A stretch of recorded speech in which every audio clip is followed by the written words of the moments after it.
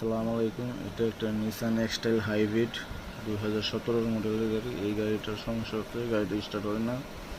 তো কাস্টমার আমাদের কাছে নিয়ে আসে, গাড়িটা পিক আপ দিয়ে টাইনা নিয়ে আসে। তো তারপরে আমরা ডায়াগনোস করার পরে দেখি যে হ্যাঁ, গিয়ার বক্সের ভিতরে সমস্যা।